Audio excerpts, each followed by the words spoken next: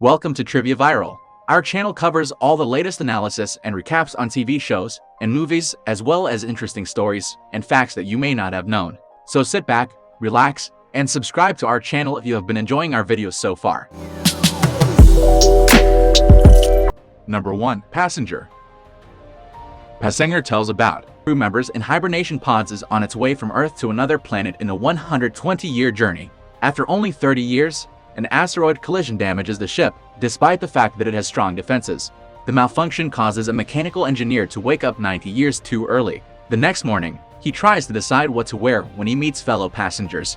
Then he starts to walk around the ship, just to find that he is the only one there. When he questions a cheery AI instructor, it doesn't seem to understand him. So the engineer goes to the main concourse and finds no help from the information kiosk. The malfunction causes a mechanical engineer to wake up 90 years too early. He finds a robot bartender to talk to, but the robot is programmed to give meaningless bartender advice.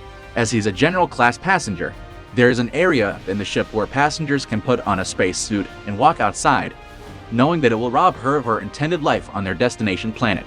After some time, he opens her pod, allowing her to believe that she was the victim of a malfunction. After many years, the rest of the ship's crew is awakened, and they arrive on their new planet shortly after they start. There are large trees with trailing vines, lush vegetation, and flying birds around them. We hear the writer tell her story about the wonderful life that she and the engineer had together on the ship. This video is sponsored by QD. QD is Asia's largest platform for students, tutors, and coaches to find and book lessons online or offline, all from a single platform. Sign up at QD today. Number 2. Oblivion. Oblivion tells about 60 years ago.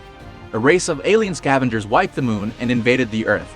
Humanity won the war, but the loss of nuclear weapons and the destruction of the moon caused most of the planet to become uninhabitable. The man has a partner who is his communications officer, dubbed as Tech 49. The technician volunteers take the woman to the TED area in order to enter the ship and detonate the ship's nuclear fuel cells. En route, the technician learns from the ship's flight recorder that he is a clone of the commander of a NASA mission to explore Titan. The original partner was his co-pilot. The woman was a crew member, and they had their mission director on Earth. As the ship began to arrive at the TED, the technician jettisoned the sleep module, so the woman and her partners returned to Earth with the rest of the crew. While he and his partner were captured, they detected the physiological signs of lying, but he tricks them. The technician opens the stasis chamber to reveal that it contains the injured scavenger leader, and not the promised woman. Because they realize that they have been deceived, the alien summons drones that would destroy the tech and the leader. However, the two manage to detonate the fuel cells. When the woman wakes up, she is at the lake house. Then, as she sits up in the sleeper pod, she watches the TED explode in the sky. She weeps, knowing that the technician sacrificed himself to save her. 3 years later, the woman has given birth to a daughter of Technician 49. They meet the other survivors of the resistance, including the clone Technician 52. Technician 52 has regained all of the memories of the original technician, including his love for the woman. Number 3. Daybreakers. Daybreakers tells about the human population plummets, leaving vampires with very little blood. Vampires that have been deprived of blood degenerate into psychotic, bat-like subsiders. As humans are captured and harvested in laboratory farms, scientists are investigating the use of synthetic substitutes. In 2019, we see the head of the hematology department at a pharmaceutical company, which is the largest supplier of human blood in the US. The scientist and his colleague are developing a blood substitute. After a failed experiment, he returns home listening to the news, when his car hits another. Both spin off and crash. He goes over to the other car and realizes that the occupants are human. A military team arrives, accompanied by his brother. He has followed the scientist and plans to capture the two humans. So the scientist taunts the CEO and successfully gets him to bite the scientist. Because of this, the CEO turns human. The scientist leaves the CEO to be taken by human bloodthirsty soldiers on the brink of becoming subversive. The brother of the scientist arrives and sacrifices himself to the soldiers. As a result, the scientist and the leader can escape. There is a feeding frenzy, leaving only 6 soldiers standing. They are then healed, so the lab partner tries to attack the soldiers to hide the cure. He is about to attack the scientist and the leader when the ex-vampire comes down with a crossbow and attacks him. The 3 survivors drive off to the sunrise. In a voiceover, the scientist says that the cure will restore humanity. Number 4. Flatliners. Flatliners tells about the girl is obsessed about the afterlife. She can hear another student crying because they are overwhelmed by their work and their mother. She hangs out with her outside of the library. The students are listening to a doctor's lecturer, and they are chewed out for not knowing the material. Then she tells the two that she wants to do an experiment. A guy friend of hers finds them and helps them. With her pretty friend, the gang sees the scan of her brain to see that she appears enhanced. One day, the playboy decides to flatline for 2 minutes. He sees himself riding his motorcycle through the city with his ex-girlfriend before she disappears in the darkness. The pretty friend goes next to flatline for 3 minutes. While she is playing the violin and swimming, she sees words written in blood at the bottom of a pool full of jellyfish. They bring her back, and the sad girl arrives late after being held up by her mother. Though the guy says they should stop doing these experiments, the sad girl still goes next. She sees herself in a classroom. There she posts nude photos of her classmate. The pretty friend starts to get pulled back to life when she sees the girl telling her she needs to forgive herself. She wakes up after the four of them give up on flatlining for good. They throw the evidence into a laptop into the ocean. The playboy decides that he will stay close to his ex and their son. At a restaurant, they hear the piano piece that the girl played. They then drink to her memory. Number 5. I-Boy. I-Boy tells about the best friend pushes him to start a relationship with his longtime neighbor. His neighbor asks him to help her study for her exams, and he agrees. A school bully teases them during the conversation. He goes back home where he lives with his grandma. He eventually visits his neighbor's flat for the study date. He finds the door to her apartment unlocked, so he enters. The neighbor's brother is unconscious. A group of masked men leaves the neighbor's room, having assaulted her and recorded the whole thing. He flees home and tries to call the police. He is told that pieces of shrapnel from his phone are lodged in his brain from when he was injured, and the bullet hit his head. The doctor thinks that removing all the fragments from his head would be risky, so they're left in.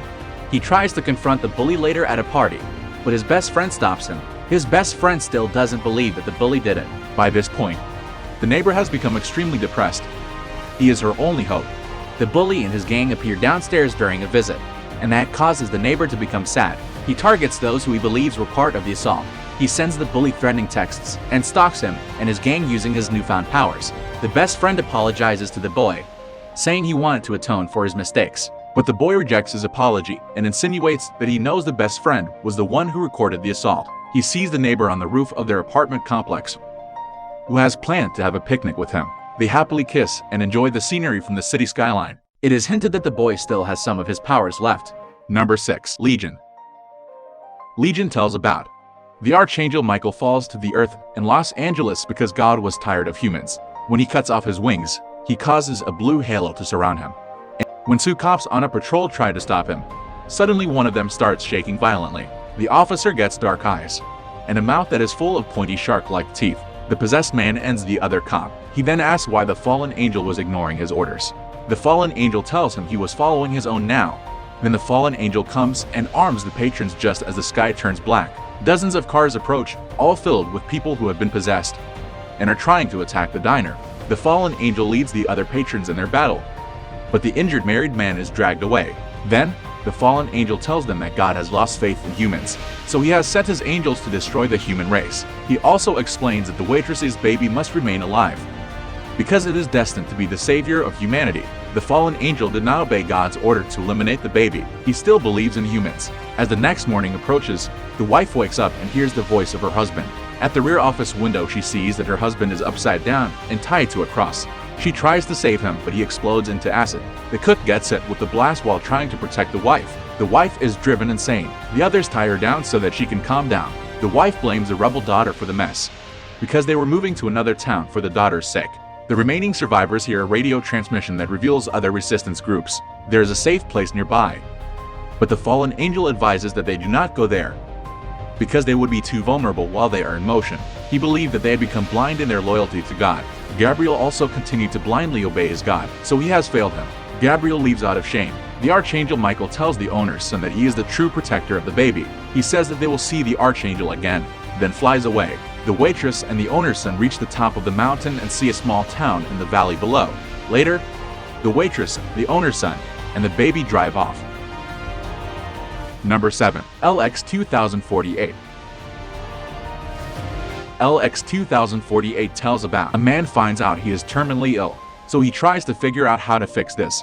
But the doctor tells him that it's complicated. He would need permission from his estranged wife. He returns to his mostly empty office. His company deals with the sale of VR equipment. His coworkers seem to be busy with their virtual life. He also goes for a therapy session. Even his doctor is a robot clone. He says that clones are not people, because they do not have emotions. He grabs the old man's gun and sees the clone of himself that his wife prepared. He tells the clone that his wife has passed away. The clone seemed indifferent. His clone starts to nitpick his messy home. He says to the man that he will not harm him because cloned humans are able to only use violence for self-defense. The man gets jealous of his clone, who is better at everything he does. The man asks the clone to strip and do other things to figure out how alike they are. The man feels weak after seeing the ideal version of him. The clone thinks he should accept his new identity. The man tries to hurt the clone, but the clone reminds him that he will pass soon from his illness. The clone tries to manipulate him to take the lithium X pill, but he snaps out of his trance. The clone's self-defense kicks in and they start to fight. The gun slips from their hands and accidentally fires. It hits the man in the head. The clone buries him before going back home. He reconnects with the wife's clone. They get intimate inside his house. They talk about using the insurance to replace the kid's neck. Number 8. Blade Runner. Venture. We meet a replicant agent who works as a Blade Runner. He hunts down and retires or ends rogue replicants. He retires a rogue and finds a box buried under a tree at the rogue's protein farm. Then he returns home to his apartment in the seedy part of town. He spends his time at home with a woman who is a hologram. It seems that he has formed a strong bond with her, even though they cannot physically interact. The box contains the remains of a female replicant who passed during a cesarean section. It is now apparent that replicants can reproduce biologically, something that was previously thought to be impossible. Because of that, the superior of the agent worries that it might cause a war between humans and replicants. She instructs the agent to locate and retire the replicant child in order to hide the truth. With great sorrow, the agent sees a giant three-dimensional advertisement for the female AI hologram. He knows that the AI he loves is gone forever. Meanwhile, the tracker takes the Blade Runner to meet the CEO.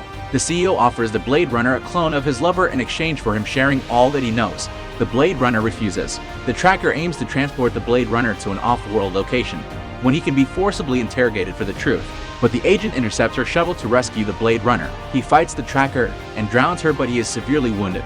He stages the Blade Runner's demise to protect him from the CEO and the replicant freedom movement. Then he takes him to the daughter's office and gives him her toy horse.